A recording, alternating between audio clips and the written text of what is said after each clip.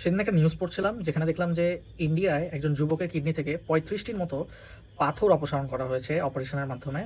এবং পরে জানা গিয়েছিল যে তিনি প্রচুর পরিমাণে সফট ড্রিঙ্কস বা যেটাকে আমরা বলে থাকি যে কার্বোনেটেড বেভারেজ সেগুলোর প্রতি আসক্ত ছিল। তো আসলে কার্বোনেটেড বেভারেজের কারণে কি কিডনি স্টোন ফর্ম করে, নাকি কার্বোনেটেড বেভারেজ ছাড়াই করে? কার্বোনেটেড বেভারেজের সাথেই বা কিডনি স্টোনের সম্পর্কটা কি? আসলে আমাদেরকে আগে জানতে হবে কিডনি স্টোন জিনিসটা কি? এটা কি রাস্তায় পড়ে থাকা ইটের টুকরোর মতো কোনো পাথর? নাকি সিলেটের সেই আ পরিচিত ফেমাস সাদা পাথর? আসলে কিডনিতে যে গুলোকে আমরা পাথর বলে থাকি, সেগুলো কিন্তু আসলে কিছু খনিজ পদার্থের অ্যাগ্রিগেশন বা সমন্বয় বা জড়ো হওয়া আকার। এই খনিজ বা মিনারেল গুলো কোনগুলো? সেগুলো mostly calcium, uric acid, oxalate এবং সাথে সিস্টিন আছে। তো এইগুলো আসলে কিভাবে কিডনি পাথর সৃষ্টি করে? আমরা যখন পানি শূন্য অবস্থায় থাকি তখন এগুলোর ঘনত্ব বেড়ে যায়। ঘনত্ব বেড়ে গেলে এগুলো একটা একটার সাথে বাইন্ড করে অ্যান্ড একটা ক্রিস্টাল ফর্ম করে। এই ছোট ক্রিস্টালগুলো আবার একটা একটার সাথে অ্যাগ্রিগেট করে বা জড়ো হয়ে বাইন্ড করে, যার মাধ্যমে বড় একটা পাথর সৃষ্টি হয়। বড় বলতে খুব বড় না, 5 থেকে 10 মিলিমিটারস হয়ে থাকে।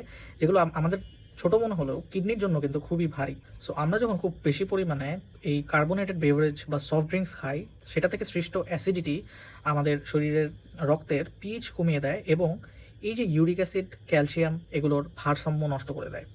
আর সাথে তো আছে চিনি, সাথে আছে লবণ। এগুলোর ভারসাম্য নষ্ট হয়ে গেলে তখন খুব ইজিলি এই পাথরগুলো একটা একটার সাথে অ্যাগ্রিগেট করে এবং পাথর সৃষ্টিতে সাহায্য করে। তো আজকে আপনাদের সাথে শেয়ার করব এমন দুটো সাবস্ট্যান্স বা পদার্থ যারা কিনা ক্যালসিয়াম ফসফেট এবং ক্যালসিয়াম অক্সালেট, দুটো কিডনি স্টোনের মেইন প্রিকারসর বা মেইন ইনিশিয়েটর যাই বলি না কেন, এই দুটোকে ফর্মেশনে বাধা দেয়।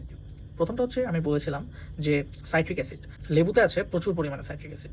সো একটা মাঝারি মানের লেবু এর রস চিপে পানিতে দিব। অবশ্যই মনে রাখতে হবে, আমরা অনেকেই যে ভুল কাজটা করি তা হচ্ছে অনেক ফুটফুটে গরম পানির মধ্যে লেবুটাকে চিপে তারপরে খাই।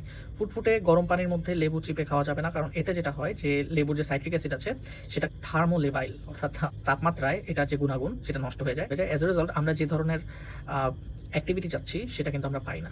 সো আমরা নরমাল পানি নিব এবং খুব খুব কুসুম গরম পানি যদি চাই নিতে পারি, বাট অ্যাভয়েড করা ভালো। নরমাল পানির মধ্যে আমরা একটা মাঝারি মানের লেবু চিপে আমরা দিনে 2 থেকে 3 বার 1 গ্লাস করে খাবো।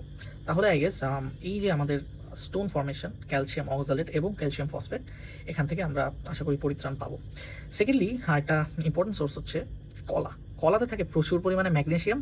এই ম্যাগনেসিয়াম কিন্তু খুবই গুরুত্বপূর্ণ, আপনাদের যে ক্যালসিয়াম অক্সালেট এবং ক্যালসিয়াম ফসফেটকে একসাথে যুক্ত হতে দেয় না। সো আশা করি আমরা এই অভ্যাসগুলো রেগুলার গড়ে তুলব। কিন্তু অবশ্যই একটু ডক্টরের সাথে কনসাল্ট করে নেব যে আদৌ আমরা এটা খাবো কিনা। স্পেশালি যারা ক্যান্সার রোগী আছেন বা যারা ইমিউনো কম্প্রোমাইজড আছেন তাদের জন্য। কারণ সব খাবার অ্যাকচুয়ালি সবার জন্য না।